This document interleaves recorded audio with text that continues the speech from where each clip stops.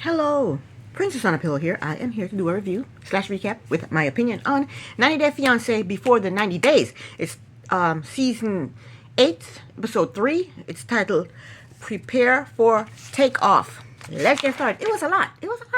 Oh, let's get started. Okay, Laura and Bear Khan. Laura is packing to go to Turkey to meet her man, Bear Khan. She is worried that she may have to choose between Michael and Bear Khan. Even though her parents don't like the fact that she is in a relationship with Bear Khan, they decided to drive her to the airport. Laura said her parents are very conservative and are very Catholic, and Bear Khan is not who they care to see her with. Is she trying to say her parents are prejudiced? On the ride to the airport, Laura's mother told her it's irresponsible to go to Turkey to meet a Muslim. That's irresponsible? I don't think the word is irresponsible. I don't know. I don't know why she said irresponsible. I don't know why she thinks irresponsible. Anyway, Laura told her mother the age is the only thing that concerns her. Their age difference. Her and Beer Khan's age is the only thing that she has any concerns about. Her mother asked her, well, how old is he? Laura told her mother he is 20 years younger than her. Her mother said, oh my God, are you serious? Her mother thinks Bear Khan wants a ticket to America. Her mother asked her if Bear Khan told her he loved her. She said yes. The mother said, there you go. That's a red flag. That's not what love is. The mother said the guy wants out of Turkey. Next, the parents drop Laura off at the airport. Then we get to meet Bear Khan. Bear Khan is into philosophy. Bear Khan said he had the chance to be a professional football player, but his knee got messed up, so that dream was crushed. He said he still plays, though, for fun. And football in other countries is usually soccer. That's how it is in Jamaica. I don't know nothing about no sports, but I think soccer is in Jamaica is what they call football, and soccer in other countries is what they call football. It's not a bunch of men, suited up, chasing each other, knocking each other down to get to a ball. It's just kicking the ball in the net and other people trying to prevent you from kicking the ball in the net. You can tell I'm not a sports person. Don't like it, don't care for it, don't want nothing to do with it. Okay?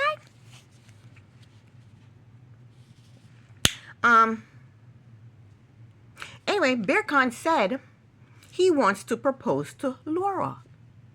Bear Khan said he's not close to his family. That's weird. Usually these people in Turkey, they live with their parents. They're very close to their family and their parents and everything. He said he ain't close to his family. I wonder what he did for them to kick him out of the family.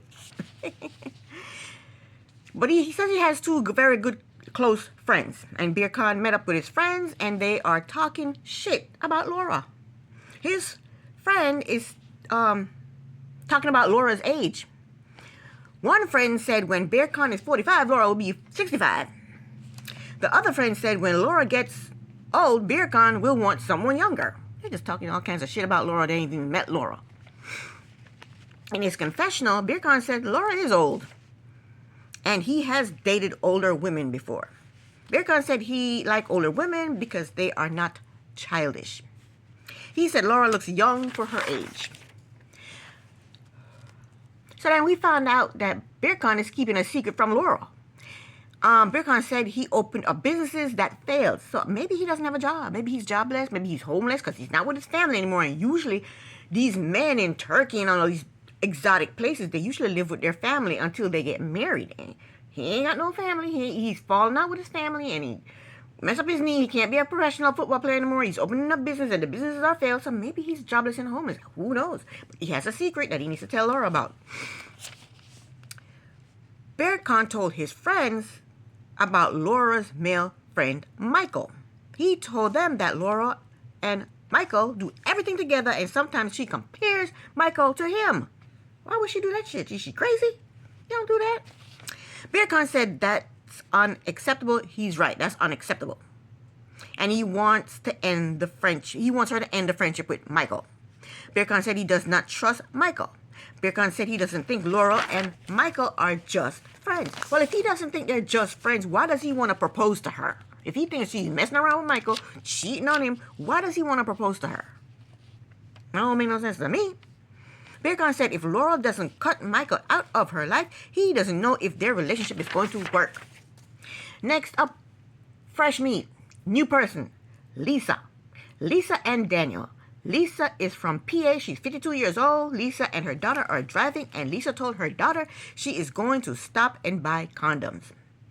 That's right, Lisa. Protect yourself, girl. Protect yourself. I'm all for it. Lisa and her daughter live together, and they are very close. Lisa can't decide what size condoms to get. She said she has never used condoms before. She said every man she's had sex with, she has married. Lisa said she has been married 5 times.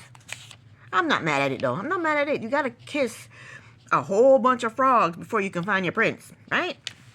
Lisa said she left husband number 3 because she realized she was a lesbian. She said for the past 21 years, she has been with only women. Lisa said she had 2 wives, but they didn't work out. She said then Daniel came along. Daniel is 39 years old and he lives in Nigeria. They met on social media.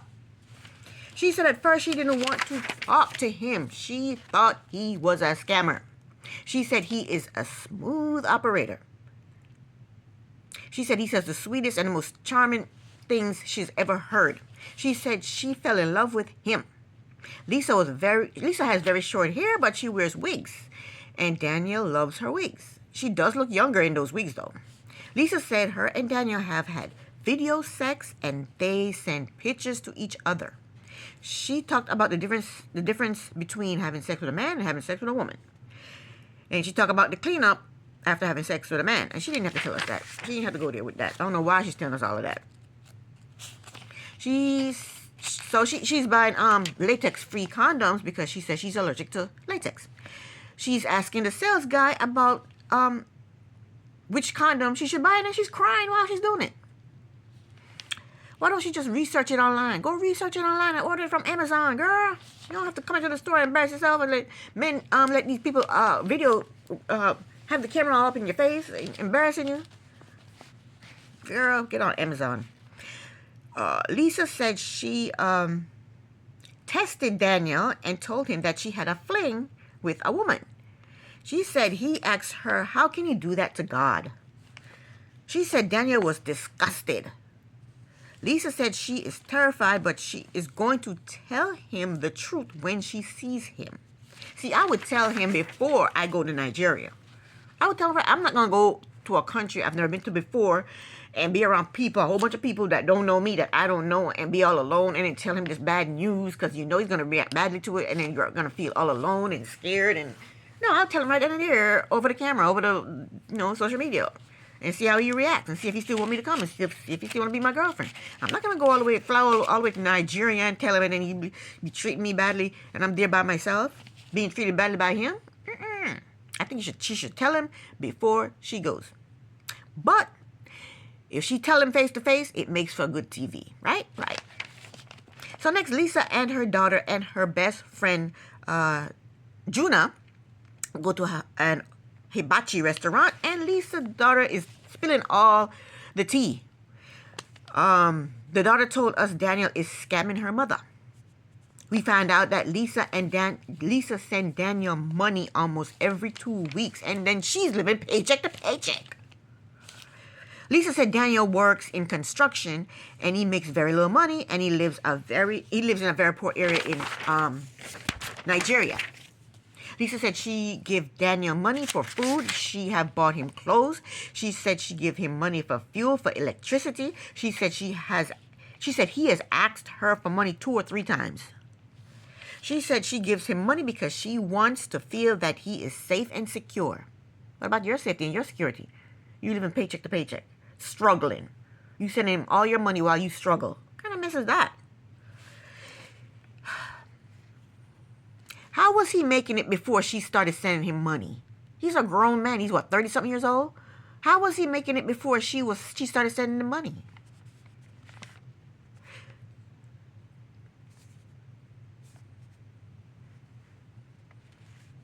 Within the first 2 months, Lisa has sent Daniel $2,000.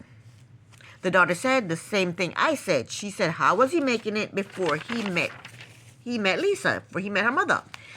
Lisa said Daniel was sick and he missed work. The daughter said they have been having a hard time, and her mother borrowed money from Juna, her best friend Juna, and now her mother is in debt. Juna, Lisa's best friend, told us that she has given Lisa money to send to Daniel, and she gave Lisa money to pay for her visa to go to Nigeria.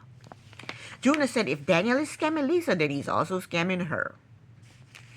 Lisa basically told her daughter to mind her damn business. Stop telling my business to everybody and you mind your damn business. The daughter got upset and ran off crying. And when she did that, that made me think, wait, is she going to pay for her food? She got up out of the restaurant and walked out. Who's going to pay for her food? I like her getting up and walking off like that. Go pay for your food. So then Lisa eventually chased after her, and they talked it out, and they hugged it out, and Lisa promised that she wouldn't marry Daniel when she goes to Nigeria. Next, we have Aviva and Stig. I'm not going to call him Stig. He told us his name is Erlin. I'm going to call him Erlin. I don't like Stig. What the hell is a Stig? Your mama named you Erlin, okay? So Aviva is on her way to Belize to meet Erlin for the very first time. We see her in the airport running to catch her connecting flight. Then we get to meet Erlin. He said his name is Erlin Duane. I think I'm going to call him Erlin. That's his damn name. Where did he get Stig from? He said he loved to sing for the ladies, and the ladies can get pretty wild at his shows. He told us a girl tried to get in his pants at his show. He said he is at the highest level in Belize. Erlin has a crew. He has Perf, who is his producer. He has Richie, who is his manager. And he has G, who's one of his best friends. And they're all teasing him because he likes foreign girls. Erlin said he's serious about Aviva. He said she is super hot. He said, but one of her the thing that's most attractive about her is her personality. He said she is humble and gentle. He said he feels like she is the one he wants to spend the rest of his life with. Erlin straight up told his friends that he wants an American citizenship. He told his friends that he is not going to stop partying. Erlin planned on taking Aviva to one of his shows. His friends don't think it's a good idea because the girls get wild at his shows. Erlin said Aviva told him that she is not the jealous type, and that's what he needs. Erlin said he used to be a player, but not anymore. He said he wants a family, and he hopes Aviva is the one. But he just said he's not going to stop partying, but now he's saying he wants a family? Which is it, Erlin? Do you want a family, or do you want to keep on partying? He said he's not going to stop partying, and now he's saying he wants a family. You got to make up your mind, Erlin. Those two don't go hand in hand, booby. They don't. His friends don't think he'll be faithful. Next, we see Aviva on the plane. She said in 30 minutes she'll be landing. She has his Chinese food with her on the plane, and it smells and it's spilled on her. How on earth did she get it through security twice? Because she had a connecting flight, so she had to go through security again, right? So she got through security twice with Chinese food, and I can't even get through security with a bottle of water? Oh my God. I think that's scary. That's scary that she got through with that food. She got through security with that food. So we see Erlin at the hotel. He got her some gorgeous flowers. And he sprinkled some rose petals on the bed. And Erlin is not a bad looking guy, but I hate his hair. His hair looks like a combination between curly and dreads. Or maybe it's both. I don't know what it is. But he needs to shape it up. He can do something with it. I don't like it. It looks like there's something living up in there. So Aviva has landed. Erlin go to the airport with one rose to meet her. Aviva went to the bathroom to change and freshen up. When they saw each other, they hugged and made out a little bit. Aviva ended up throwing away the Chinese food. I think Erlin was disappointed. I think he wanted to eat that damn food. Ugh. On the ride to the hotel, Erlin told Aviva that in a couple of days, he is taking her to his concert so that she can see him perform. Aviva is not too enthused about it because she doesn't want to see girls screaming and throwing themselves at him. If that's the case, Aviva, don't date A-list celebrities from Belize. So the first thing they do when they get to the hotel is get into bed. They are lying in bed, and she asked him what would make him leave her. He told her if she can't respect his lifestyle. What do you mean if she can't respect your lifestyle? Women grinding on you? Did women grind on Michael Jackson? I don't think so. And he was a celebrity singer. You know, he didn't have women grinding on him. I mean, not all celebrity singers, artists have their fans grinding on them. So why, yeah. But then she told him, you got to respect me too. And she asked him if he's been seeing other people. He didn't answer the question. He said, don't you trust me? He didn't answer the question. He said, don't you trust me? Then they started kissing. Then she said, I got something for you. She goes off somewhere and put on some lingerie and get back into bed with him, and they're hugging and kissing. And she never once took a shower. And she's been on the flight for how long? Disgusting. Disgusting. In his confessional earlier, said the girls, he said girls are in his DM, and girls are always dancing on him, and he don't know if Aviva can handle that. Next, Forrest and Sheena. Forrest and his mother and his stepfather are on their way to the Philippines. Sheena is on her way to the airport to pick them up. Sheena said they rented an apartment, a big apartment where they all can stay together. Sheena is worried that Forrest's mother, Molly, is going to treat her badly because she had sent Molly nasty text messages. I wouldn't worry about Molly. I would just ignore her ass because I am not in a relationship with Molly, so I would ignore Molly. Molly ain't got nothing to do with me. Okay? And you should never argue with a fool. I learned that from my ex-husband. Don't argue with a fool. You ain't gonna ever get anywhere. Okay? So I would just ignore that heifer. So Sheena got to the airport. When they land, Forrest went to the bathroom to freshen up. When they saw each other, Sheena started to bawl. And then she had me tearing up. And even evil mother Molly got emotional. Evil Molly hugged Sheena, and the stepfather cried. It was very emotional. Sheena apologized to evil Molly. I don't know why she was apologizing to evil Molly. Evil Molly should be apologizing to Sheena for sending her nasty text messages. She needs to mind her damn business. They did a big group hug, and they're all hugging and crying, and it was emotional. Forrest did get a little kiss from Sheena, but even after the hugging and the crying, evil Molly still plans on causing trouble for Sheena. Last but not least, we have Rick and Trisha. I'm going to call Rick Grandpa because Rick is old enough to be Trisha's grandfather. So it's the morning after, and Grandpa wanted to know if he did a good job.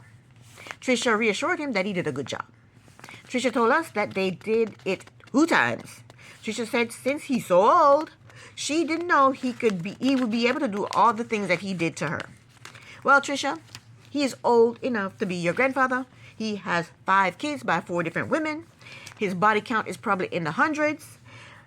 Grandpa has a lot of experience, and he's probably on Viagra. Okay? So that's why he was so good in bed to you.